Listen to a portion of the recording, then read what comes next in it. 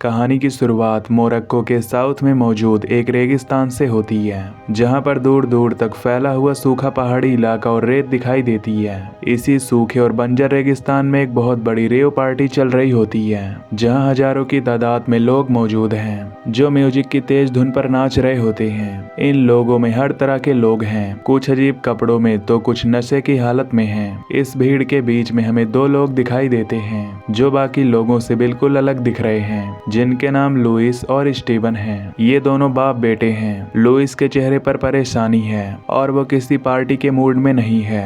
Louis के हाथ में कुछ पोस्टर्स होते हैं। वो हर गुजरने वाले शख्स को वो पोस्टर दिखाता है और पूछता है कि क्या तुमने इस लड़की को देखा है। दरअसल पोस्टर पर जिस लड़की की फोटो है उसका नाम मार है, जो लुइस की बेटी और स्टीवन की बड़ी बहन है। यहाँ पर हमें पता चलता है कि मार पिछले 5 महीनों से गायब है और आखिरी बार उसे एक ऐसी ही रेव पार्टी में देखा गया था। लुइस इसी उम्मीद में यहाँ आया है कि शायद उसे अपनी बेटी के बारे में कुछ पता चल जाए। स्टीवन अभी छोटा है, वो उस माहौल को समझ नहीं पा रहा, लेकिन वो अपने फादर का साथ दे रहा होता है। ऊपर से धूप बहुत तेज होती है, लेकिन लुइस रुकता नहीं है। वो एक ग्रुप के पास जाता है जो वहाँ जमीन पर बैठे नशा कर रहे होते हैं। वो उन्हें फोटो दिखाता है, लेकिन वो लोग नशे की हालत में धुत हैं और लुइस को इग्नोर कर देते हैं। कुछ लोग उसे गलत जवाब देते हैं तो कुछ लोग उस पर हंसते हैं, लेकिन लुइस हिम्मत नहीं हारता। अब वो पहाड़ी के ऊपर चढ़कर दूर तक लोगों को ढूंढने की कोशिश करता है। अब इसके बाद शाम होने लगती है। लुइस और स्टीवन थक कर एक जगह खड़े होते हैं। तभी उनकी मुलाकात एक रेवर्स के ग्रुप से होती है। इस ग्रुप में कुछ लड़के और लड़कियां हैं। ये लोग दिखने में थोड़े अलग लग रहे होते हैं। लुइस उन्हें मार की फोटो दिखाता है। इनमें से एक लड़की फोटो को ध्यान से देखती है। वो लुइस को बताती है कि उसने शायद इस लड़की को देखा है, लेकिन यहाँ नहीं। वो बताते हैं कि डिजर्ट के और भी अंदर मॉरिटेनिया के बॉर्डर के पास एक और सीक्रेट रेव होने वाली है। ये एक बहुत बड़ी और आखिरी पार्टी होगी। हो सकता है कि मार वहाँ गई हो, क्योंकि वो पार्टी बहुत फेमस है। ये सुनकर लुइस के मन में एक उम्मीद जागती है। तभी वहाँ पर कुछ हलचल शुरू होती है। पुलिस और मिलिट्री की गाड़ियाँ वहाँ आना शुरू हो जाती हैं। अनाउंसमेंट होती है कि ये पार्टी इलीगल है और सबको जल्द से जल्द यहाँ से निकलना होगा। साथ ही रेडियो पर खबर आती है कि कंट्री में हालात खराब हो रहे हैं। इस कंट्री में सिविल वॉर शुरू हो चुकी है और अब हालात बदतर होते जा रहे हैं। मिलिट्री लोगों को वहां से निकालने के लिए जबरदस्ती करती है, लेकिन वो रेवर्स का ग्रुप पुलिस की बात नहीं मानते।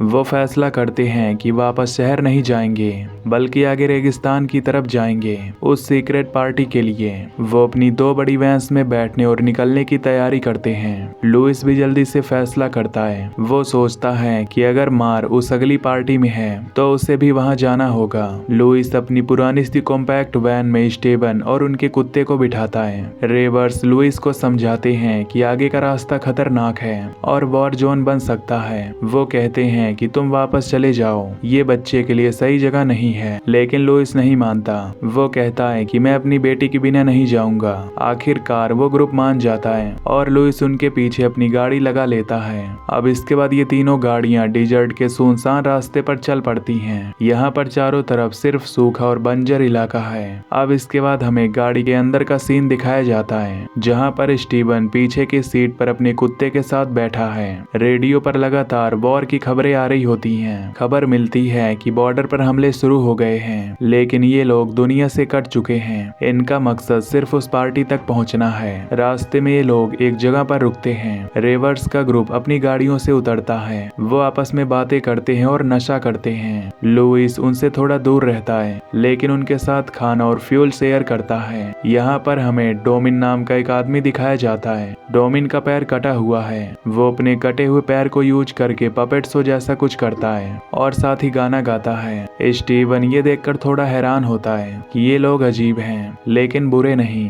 अब इनमें से एक लड़की जिसका नाम जेड है, वो लुइस से बात करती है और उसे थोड़ा कंफर्ट देने की कोशिश करती है। वो कहती है कि हम सब किसी न किसी चीज की तलाश में हैं। अब इसके बाद सफर शुरू होता है। अब रास्ते में एक सूखी हुई नदी आती है, जिसे इन्हें पार करना है। गाड़ियां मुश्किल से उस रास्ते से गुजरती हैं। यहाँ पर एनवायरनमेंट बहुत खतरनाक होता है। ना पानी है, ना कोई पेड़। एक जगह रात को कैंप लगाया जाता है, जहाँ पर ये सभी लोग इकट्ठा होते हैं। रेवर्स लोग एक तरह का नशा ले रहे होते हैं। अब सुबह होती है तो लुइस देखता है कि उसका कुत्ता बहुत अजीब मिसबिहेव कर रहा है। वो उल्टियां कर रहा होता है और चल नहीं पा रहा, जिसके बाद पता चलता है कि रेवर्स ने नशा करने के बाद जो वेस्ट किया था कुत्ते ने उसे खा लिया था और इसी वजह से लुइस का कुत्ता बीमार हो गया है। इस बात पर लुइस को बहुत गुस्सा आता है, लेकिन वो कुछ नहीं कर सकता।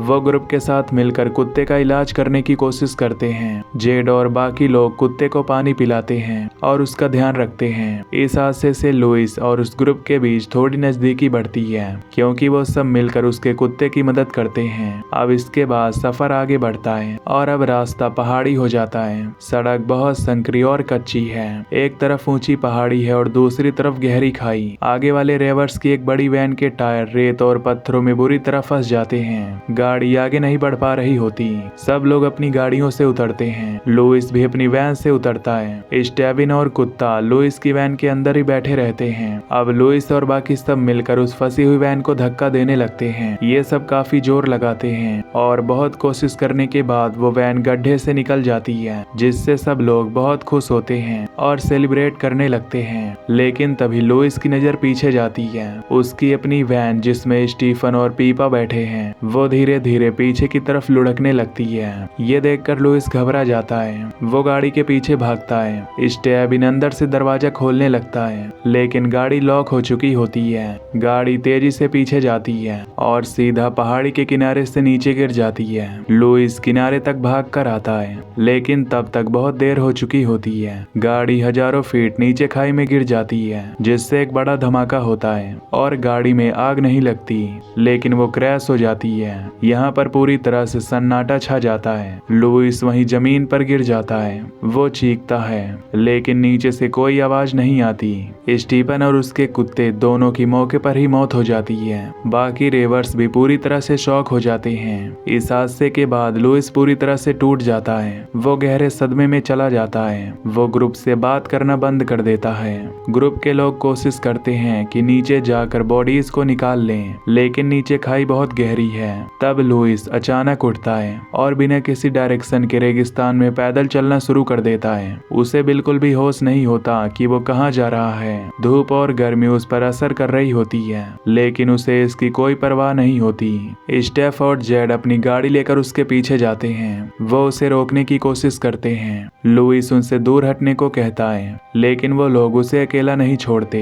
वो जबरदस्ती लुइस को गाड़ी में बिठाते हैं और उसे पानी पिलाते हैं। रेवर्स का ग्रुप अब डिसाइड करता है कि वो वापस नहीं मुड़ सकते, क्योंकि पीछे वॉर जोन है और उनके पास फ्यूल बहुत कम है। उन्हें आगे ही बढ़ना होगा, शायद किसी बस्ती या मदद की तलाश में। रास्ते में इन्हें एक चरवाहा दिखता है जो अपनी ऊँटों के साथ जा रहा होता है। ये लोग मदद के लिए उसके पास गाड़ी रोकते हैं, लेकिन जैसे वो चरवाहा इन लोगों की और इनकी हालत को देखता है, वो बिना कुछ बोले वहां से भाग जाता है। अब ये लोग रेगिस्तान में बिल्कुल अकेले रह गए हैं। धीरे धीरे रात हो जाती है और ये सब एक जगह रुकते हैं। जेड जो इस ग्रुप की मेल लड़की है, वो देखती है कि सब लोग खासकर लुइस सदमे में है। वो सोचती है कि इससे डील करने का उनका अपना तरीका है। जेड अपनी गाड़ी से बड़े लाउड स्पीकर्स निकालती है। वो जनरेटर स्टार्ट करती है और डिजर्ट के बीच तेज टेक्नो म्यूजिक बजाना शुरू कर देती है। वो बाकी सबको कहती है कि उन्हें एक नशा लेना चाहिए ताकि वो इस दर्द को भुला सकें। शुरू में सब चुप रहते हैं, लेकिन फिर एक एक करके सब उसकी बात मानते हैं। यहाँ तक कि लुइस जो अब सबसे अलग था, वो भी इस अजीब सिचुएशन में शामिल हो जाता है। म्यूजिक की आवाज उस पूरे रेगिस्तान में गूंज रही होती है। ये सीन बहुत ही अजीब होता है। जेड, टोनिन और बाकी लोगों को नचाना शुरू करते हैं। वो आंखें बंद करके झूमते हुए रेगिस्तान में इधर उधर भटकने लगते हैं। ऐसा लगता है कि जैसे वो किसी और दुनिया में पहुंच गए हों। लुइस बस उन्हें देखता रहता है। जेड नाचते नाचते कैंप से थोड़ा दूर निकल जाती है। वो नशे में पूरी तरह मदहोश होती है, जिसके बाद हमें दिखाया जाता है कि जिस इलाके में ये लोग हैं वो एक पुराना माइन फील्ड है। वॉर की वजह से यहाँ जमीन के नीचे लैंड माइन्स बिछी हुई हैं, जिसका इन लोगों को पता नहीं है। और जेड नाचते नाचते अनजान में एक लैंड माइन के ऊपर पैर रख देती है। म्यूजिक के शोर में किसी को कुछ सुनाई नहीं देता।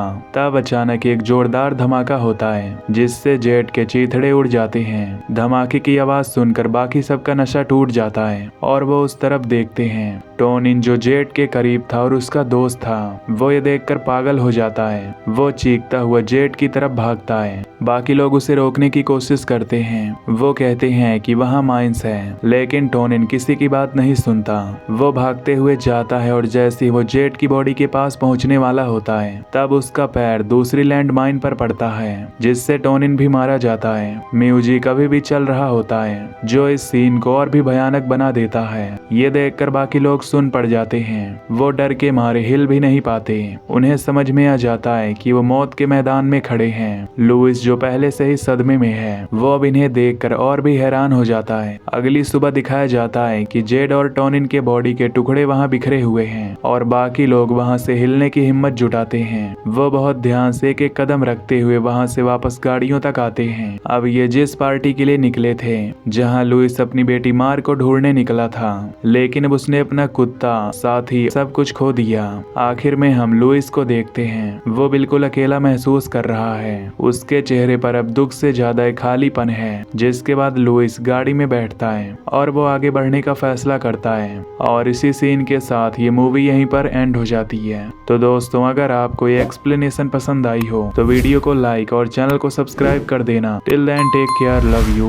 Bye bye.